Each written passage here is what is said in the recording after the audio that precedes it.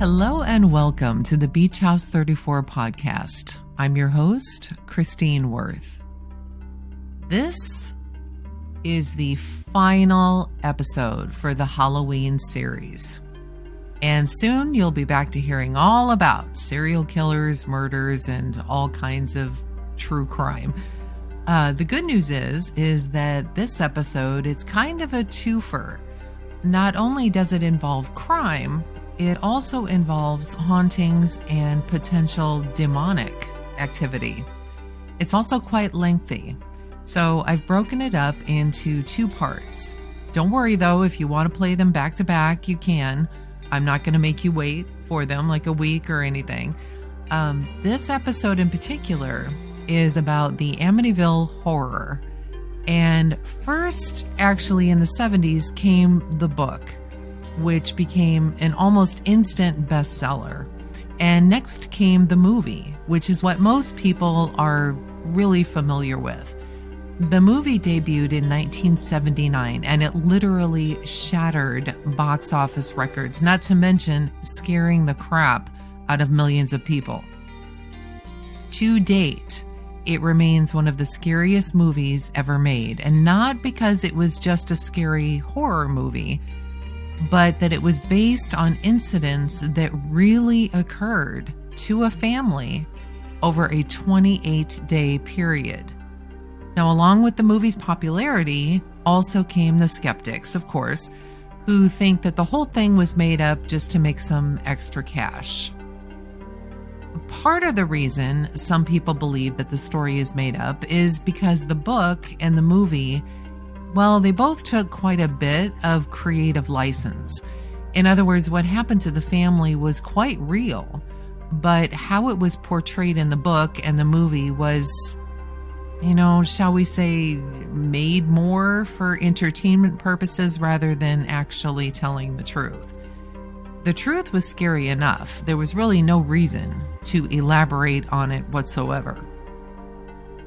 What isn't in factual dispute, however, is that a man who lived in the home before it became known as the Amityville house, Ron DeFeo, killed his entire family and was sentenced to 6 sentences of 25 years to life at the Sullivan Correctional Facility in upstate Fallsburg, New York. Now, he died in prison in 2021 at the age of 69. Now, this 2-part podcast will not only cover the DeFeo murders, it will also cover what supposedly led up to those murders, and it will also cover the Lutzes, who actually moved into the home shortly after the murders happened. So grab your popcorn.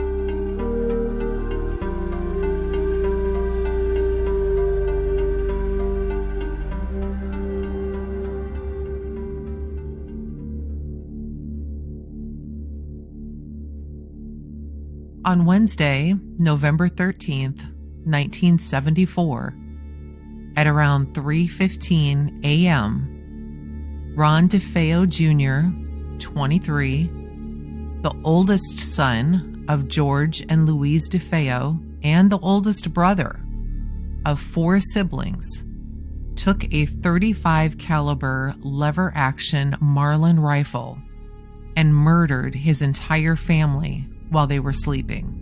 The DeFeos lived at 112 Ocean Avenue in Amityville, Long Island, New York. The same house that would become known for its horrific hauntings about a year later and dubbed the Amityville Horror. After the shootings, Ron cleaned up and then went to work that morning as if nothing had happened. Later on that night, after work, Ron went to Henry's Bar, located in Amityville, and said, "You've got to help me. I think my mother and father are shot." So then Ron and a small group of people went to the house from the bar and found his parents dead inside. Ron's friend Joe then called the Suffolk County Police Department.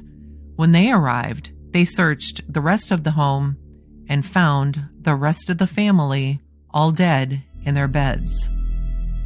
Found inside were Ron Sr., 43, his mom Louise, also 43, his sister Dawn, 18, his sister Allison, 13, his brother Mark, 12, and his brother John, 9. All members of the family were found lying face down in their beds and had all been shot at point-blank range. His parents had been shot twice, while the children were shot once each. All of the victims were found lying face down in their beds with no signs of struggle. By the time that Ron Jr. had entered that bar and said, "Hey, you need to come help me," the family had already been dead for about 15 hours.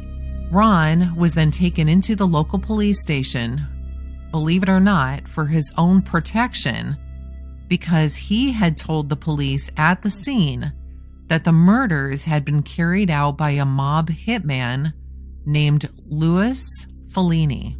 Now, during the police interview with Ron, Ron's story changed often, and we all know that this is a huge red flag, right?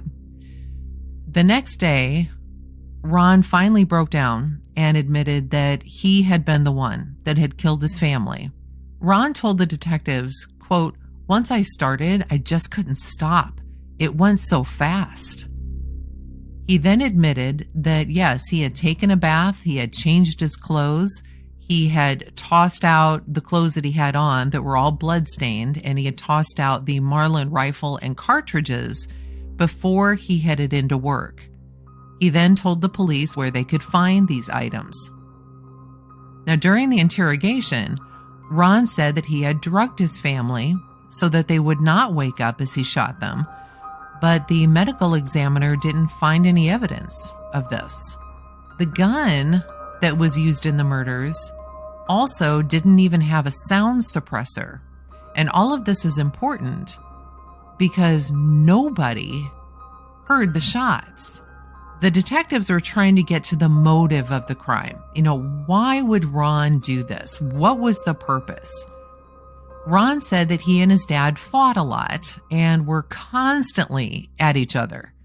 And during the interview, Ron asked what he had to do in order to collect on his dad's life insurance, which of course sent up red flags to the detectives.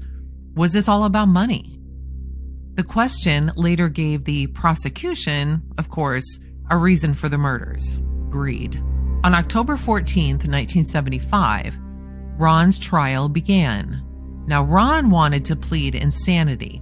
He said that he had heard his family whispering that they wanted to kill him, so he felt that by killing them first, it was in self-defense. The defense had their psychiatrist testify that Ron, yes, he was indeed insane. The psychiatrist for the prosecution, however, said that although Ron was a user of heroin and LSD, that he did have antisocial personality disorder. He had all of these. He was still very aware of what it was he was doing while committing the crimes and therefore was not insane. On November 21st, 1975, Ron DeFeo was found guilty on 6 counts of second-degree murder and sentenced to 6 terms of 25 years to life. Now, this is where it starts to get really crazy. After he had been convicted, Ron gave several different accounts as to how the killings actually happened.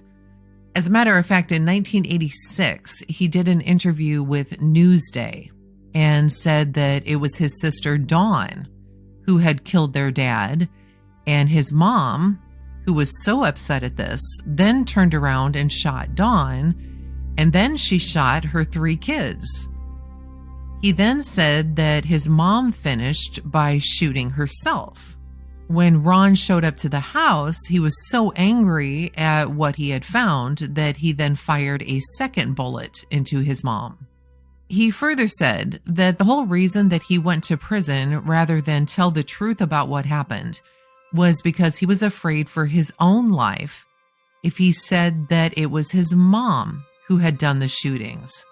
He was afraid of his grandfather, Michael Briganti, and his father's uncle, Peter DeFeo, who police did say was a captain in the Vito Genovese crime family.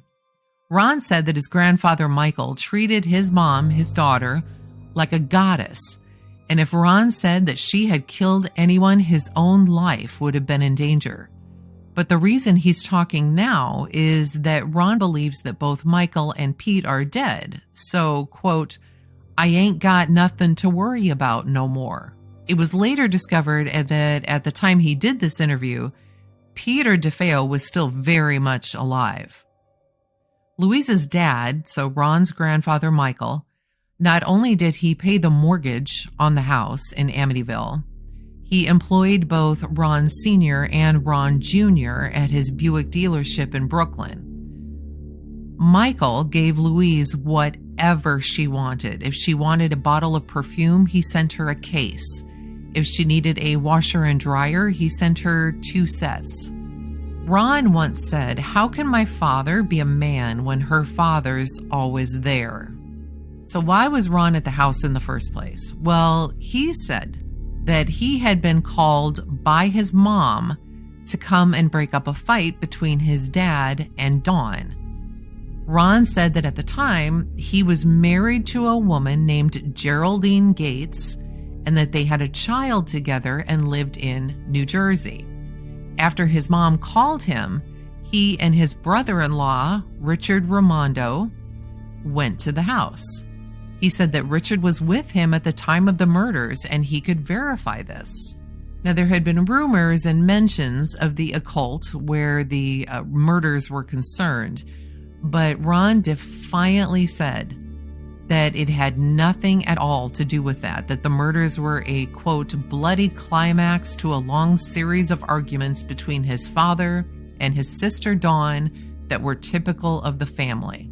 He said his dad was a violent man who beat his wife, and the whole reason the fight began between Dawn and their dad in the first place was because Dawn wanted to move to Florida to be with her boyfriend and their dad wouldn't let her go. He said his mother and sister did the killings. Quote, "My mother shot herself. That is a fact. There is another gun involved. That is a fact." To make the case even crazier than it is, in 1990, Ron filed a 440 motion. Now, this is a motion to ask the court to vacate his conviction. And the reason Ron wanted it vacated was that he said that there was an unknown assailant who had fled the house before Ron could get a good look at them. This unknown assailant first killed his parents. Then Dawn killed the kids. Ron said it was an accident that Dawn was shot because when Ron got there, they were fighting over the rifle and Dawn ended up getting shot. He still states that he's married to Geraldine and that Richard Raimondo, her brother, was with Ron at the time of the murders. Now, although an affidavit from his brother-in-law was submitted to the court, no one could ever locate this guy to get him to testify. Later on, evidence was submitted to the court saying that Richard didn't even exist and that Ron's quote-unquote wife was married to someone else at the time and actually lived in upstate New York. In 1992, this woman, Geraldine, gave a statement under oath where she admitted that Raimondo was not real and that she actually didn't marry Ron until 1989, hoping he would be released from prison under the 440 motion. The motion, to your surprise, I'm sure, was denied. The craziness, however, continues. In 2000, Ron met with the author of The Night the DeFeos Died by Rick Osuna. Now, this book was published in 2002. The author said that he and Ron talked for about 6 hours about what happened. Ron later wrote a letter to a radio show host and denied that he gave Rick any information that could be used in the book, saying that he, Ron, had immediately left the interview and didn't speak to Rick about anything important. The author, however, said that Ron claimed both he and his sister Dawn, along with 2 friends, were the ones who helped murder his family. Now, Ron truly believed his mom and dad were plotting to kill him. He said he and Dawn planned to kill their parents, and then Dawn killed the rest of the kids to make sure they weren't witnesses. When Ron found out that she had shot the kids, he became enraged and then knocked her unconscious on her bed and then shot her in the head. Now, in Rick's book, many claims were made by Ron's ex-wife, Geraldine. In 1986, she also gave an interview to Newsday and said that she had married Ron in 1974. In the book, however, she says that they married in 1970. Their divorce decree, however, says that they met in 1985, married in 1989, and then divorced in 1993. So the bottom line is here we have this oldest child of the DeFeo family who has killed everybody in the house, including some very young children. And he agrees to go to jail because he's afraid of some relatives, because he too does not want to be killed. Or it was a mafia hitman, or this, or that, or it was this, whatever the case is. His story changes so often.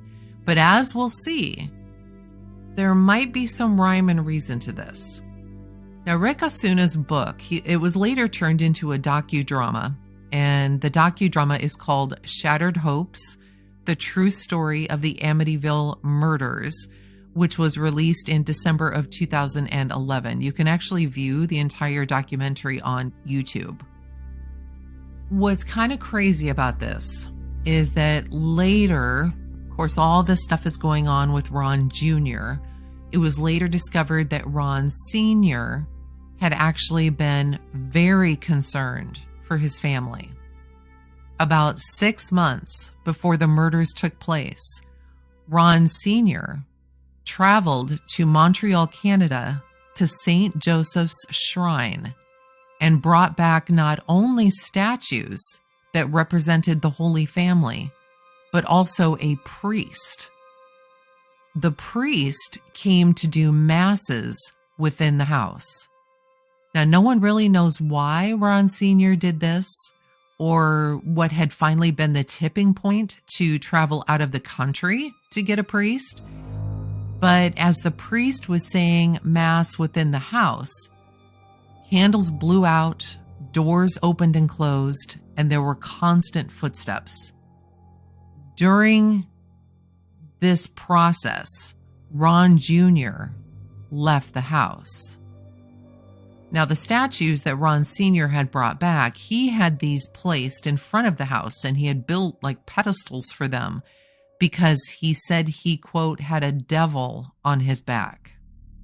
Later on, and we'll get to this, but when the house was under investigation, Ed and Lorraine Warren, well known in the parapsychology field with hundreds of haunting investigations under their belt, they would later say that Ron was probably under oppression, demonic oppression at the time. He was on drugs, he was into the black arts, and he eventually murdered his whole family.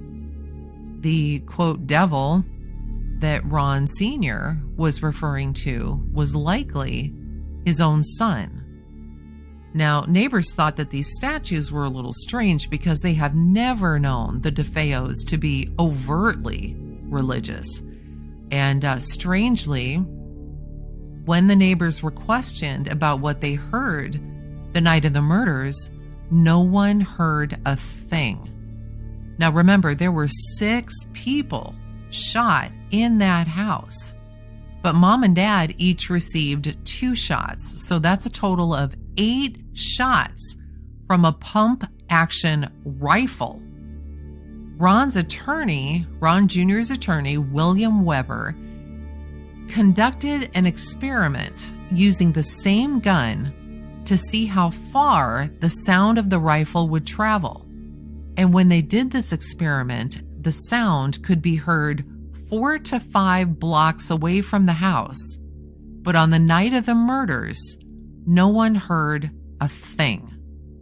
Now, one neighbor eventually did say that they heard something, but what they heard was the DeFeo's dog barking around 3:15 or 3:30 in the morning. Ron's attorney, William Weber, also said that the family dynamic was, quote, bizarre and unusual. On one hand, they had religious artifacts throughout the house, and they later placed some of these outside the home with the statues. But when Mr. DeFeo was there, Sr., there was constant fighting, bickering, yelling, screaming, activities that go way beyond the fighting that normal families may have. Ron Sr., his temper would go off for no apparent reason, and Ron Jr. was often the focus of these rages, including severe beatings by his father. Now, even Ron's friends, Ron Jr.'s friends, didn't want to come to the house because they were scared of his dad. Ron's friends even testified that Ron Sr. even beat his wife in front of them. Now, eventually in prison, Ron again begins to tell a different version of the story and says that the devil made him do it. Now, by this time, he's already told various stories about what happened, so people, as you might imagine, were skeptical at best. However, what's interesting is during Ron Jr.'s trial, it is said that a priest was in attendance and that he was watching Ron's, quote, performance. The priest thought that the performance was due to a demonic force. Ron's attorney asked him to talk about the night of the killings. So Ron's on the stand and his attorney is questioning him. Ron said that he had taken some drugs and he had fallen asleep in front of the television. When he woke up, he was in the room alone and he heard other members of his family whispering, conspiring to kill him.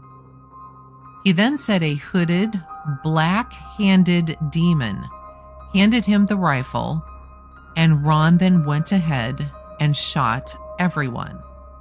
Now, years later, a story came out that by a journalist named Rick Moran, who said he was contacted by a DEA agent who told him that at the time of the murders, the same exact day and time of the murders, he had the DeFeo home under surveillance and that he had seen Dawn leave the house.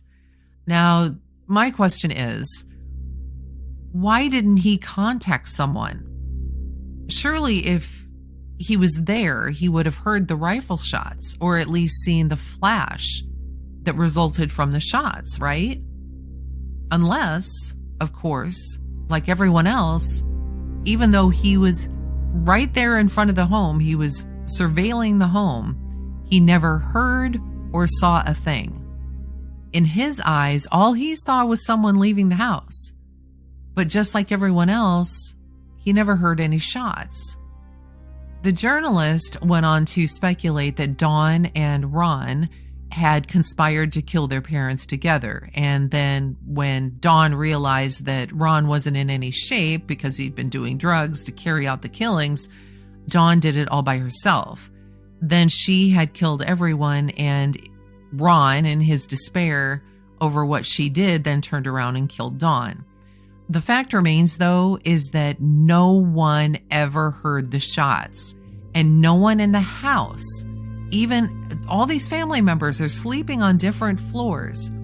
No one in the house ever attempted to hide or run away. It was as if they didn't hear the shots either. It would later be mentioned by Lorraine Warren, who investigated the house after the new owners, the Lutzes, had fled, that she truly believed, as mentioned, that Ron Jr. was possessed when he killed his family. And as mentioned before, Ron DeFeo did die in prison in 2021 at the age of 69. On December 18th of 1975, 13 months after the murders of the DeFeo family, George and Kathy Lutz purchased the home at 112 Ocean Avenue, mainly because, first of all, they'd already looked at like 50 other houses, and second of all, it was incredibly well priced. 28 days later, they would abandon this house along with all of their belongings, never to return. George Lutz was president and treasurer of a family land surveying firm. Additionally, he was an ex-Marine and a member of a motorcycle group. He even owned 2 custom motorcycles. Months earlier, on July 4th of 1975, he had married Kathy, who had 3 children of her own, and they had been looking for a house to call their own for some time. And after looking at dozens of homes, as I mentioned, dozens of homes, the real estate agent showed them the house at 112 Ocean Avenue. Built in 1928, it was a beautiful old house, and they were immediately drawn to it. Now, once the agent realized that they wanted to put a down payment or a deposit on the home, he then told them that the house had actually been the scene of a mass murder of the entire family. And while this did surprise the Lutzes, they talked about it and eventually told the agent that it didn't bother them, and they purchased the home. What you might not know is that they purchased the house fully furnished.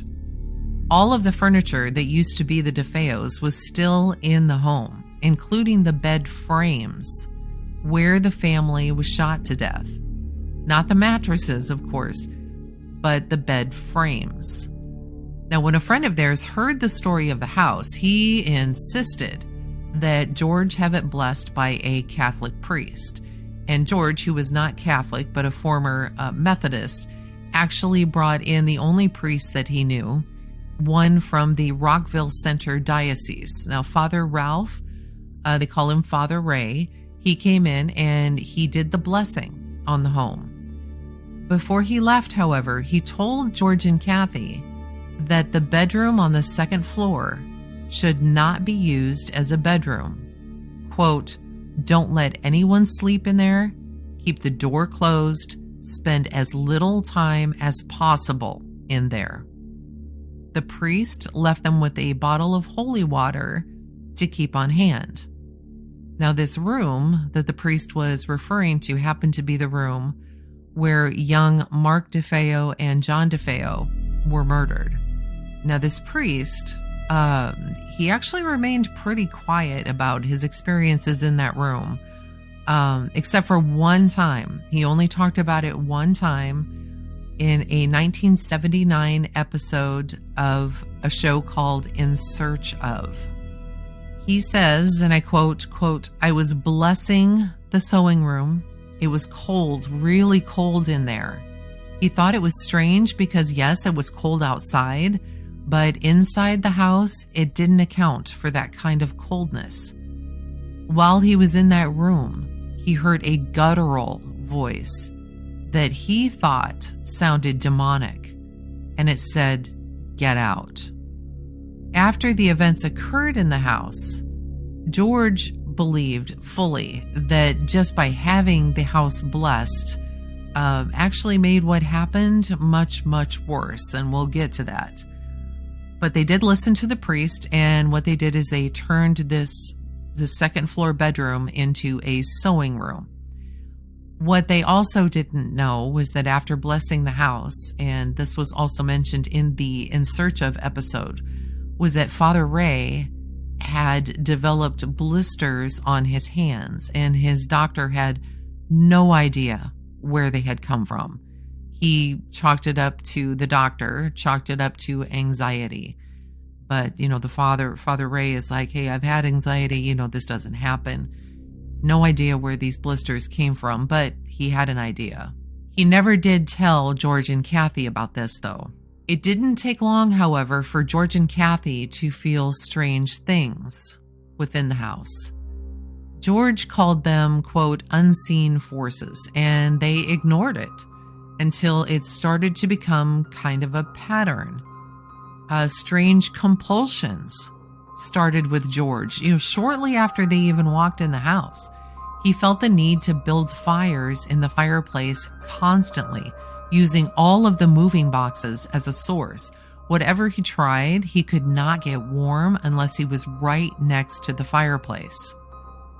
When they later had visitors over, he felt the need constantly to take them outside to show them the boathouse, no matter what the weather was like.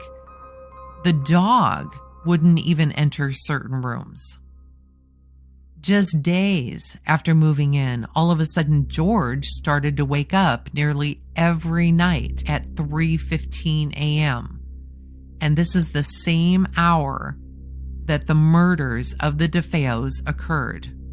He would often hear strange noises, and then he would go around the house checking on the kids and double checking the doors.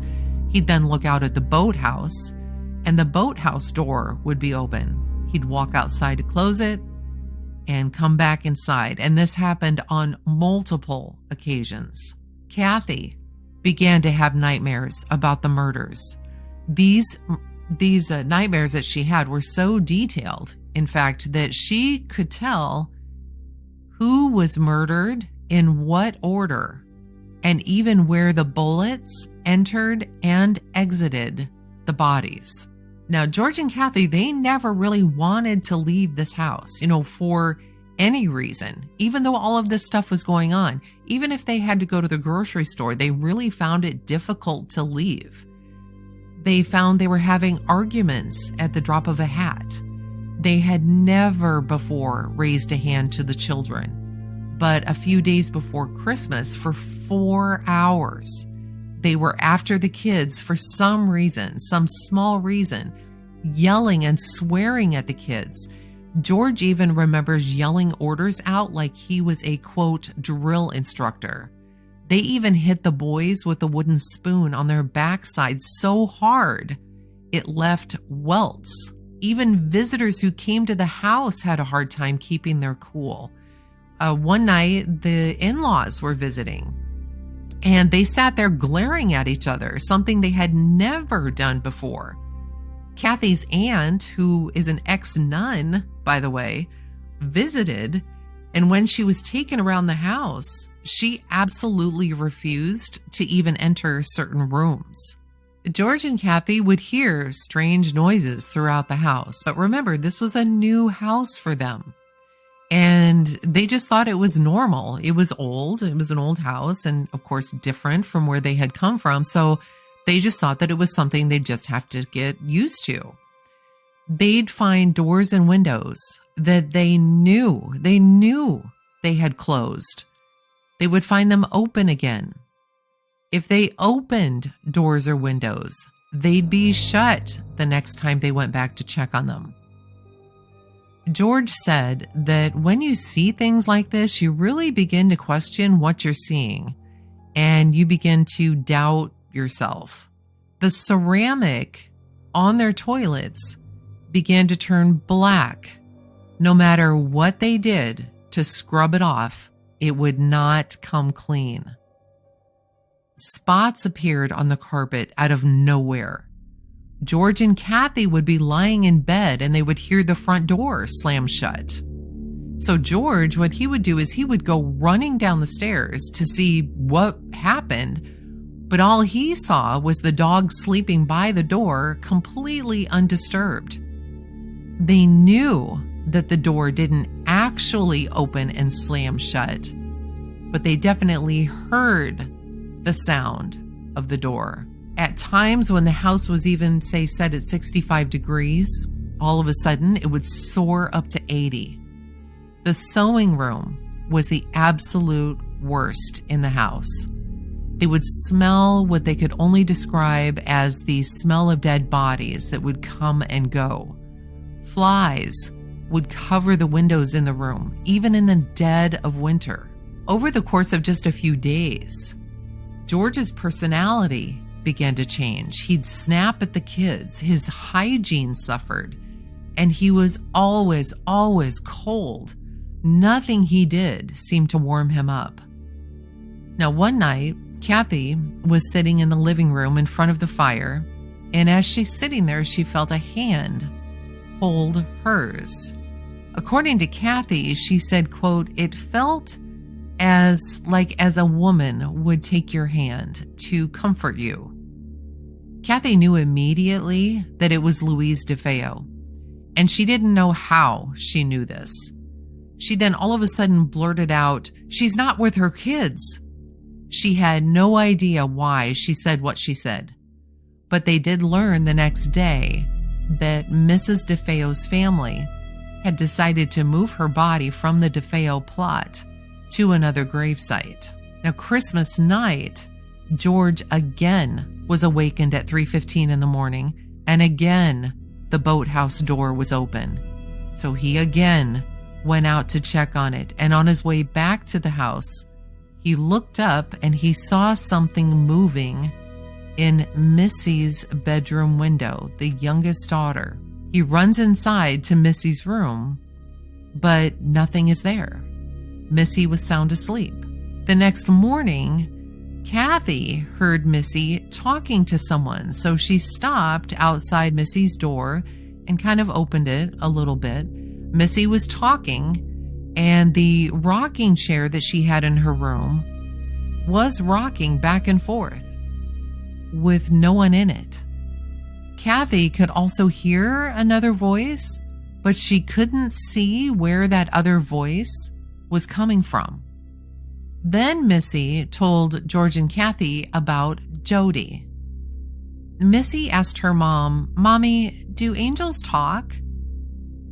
Jody appears to Missy as a pig and sometimes as a boy. She told them that sometimes Jody would be small, like a teddy bear, and other times Jody would be bigger than the house. Missy, however, was never, ever afraid around Jody. So again, George and Kathy asked Father Ray to come back and bless the house again, but he refused. Since he never had really communicated with the Lutzes about what had happened to him, they didn't know why he didn't want to come back. It literally broke their hearts because they really needed this help. Again, on another night at 3:15, George wakes up and he hears this incredibly loud noise. He describes this noise as a marching band tuning up. Kathy, however, remains fully asleep right next to him in bed. So he runs down the stairs and he gets halfway down the landing and there's nothing.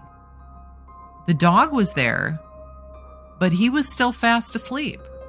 The next day, Kathy is downstairs in the basement near a bookcase that she moves out of the way. And behind this bookcase, she finds a small room that's painted very bright red. Now, Harry, their dog, when near this area, would refuse to go anywhere near it. And every so often, a putrid smell would come from this room. When the DeFeos lived in the home, this room actually is where Ron Jr. had a personal collection of items.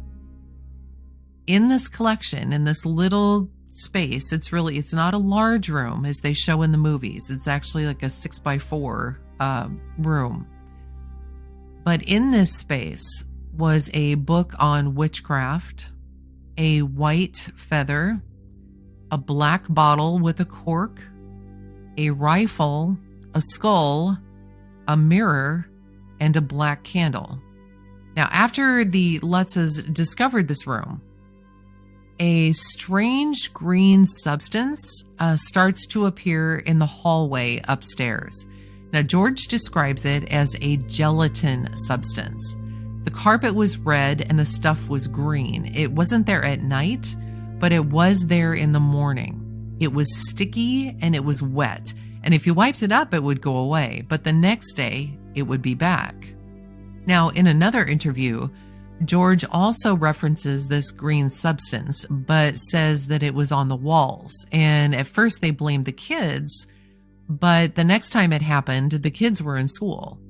So in this same interview, they were also asked if they had ever had a history with the occult or the supernatural. And George said, quote, "We didn't even believe in it." However, when their son, Danny, who is now grown, was asked a similar question in his own documentary called My Amityville Horror. He said that the books that George had in the house had titles like Mind Control, Hypnosis, Satanic History, and some, quote, pretty dark stuff. Now, Danny at the time, while he was the oldest of the three kids, he was still fairly young. So he was around, I believe, 10 to 12 years old when he lived at the house. The Lutzes began to discover even more odd things. A black-like substance oozed out of the keyholes in the doors. So the Lutzes, what they decide to do is they decide to get in touch with some close friends of theirs, and they actually show up at their friend's house unexpectedly. They really had to talk to them. So they sat down and they told their friends what was happening in the house, and the friends, they didn't know what to think, but it was such an unbelievable story that their friends thought it was a joke. That night, after they went home, George began to have thoughts that weren't like him. They were violent thoughts, quote, thoughts that are just not part of your own makeup as you know yourself to be, unquote. So on January 6th, which is Epiphany, or as Kathy referred to it, Little Christmas, they took down all of the holiday decorations. And according to Kathy, quote, after that, it was havoc. The night of the 6th, there was another set of arguments with the kids. And later on in the evening, the noises in the house grew louder. And over the following nights, the noises just seemed to increase in volume. Doors and windows began to just open and shut on their own. Once sunrise came, as usual, all this activity stopped. George again called Father Ray and told him what had happened. Father Ray then said that he would contact the local priest who then told George that, hey, he's going to talk to the bishop. So while George is waiting to hear from all of these people, he happens to mention what's happening at the house to a woman at his office who said that she has psychic abilities. She asked George if it was okay if she and a friend stopped over later, and George agreed. So when they showed up, there was according to George, there was a movement in the house, quote, like an elephant rolling over in his sleep. The sewing room, however, was so quiet, it was almost deafening.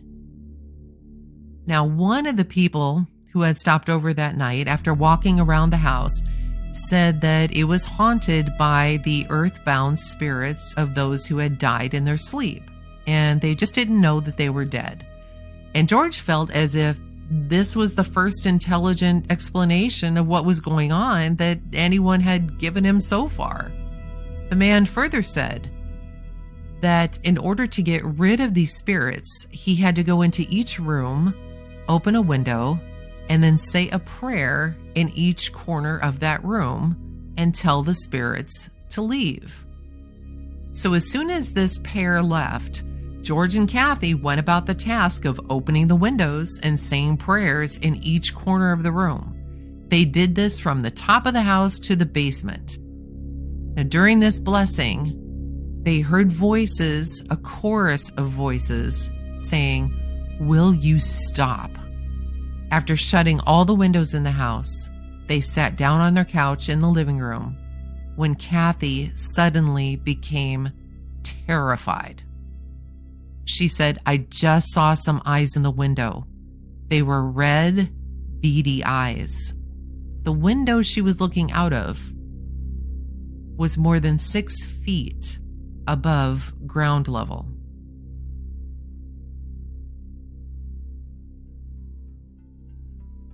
And that's it for this episode. We'll continue on in part 2 when we find out what else happened to the Lutzes and how they fixed the problem. Or did they? I'll see you then.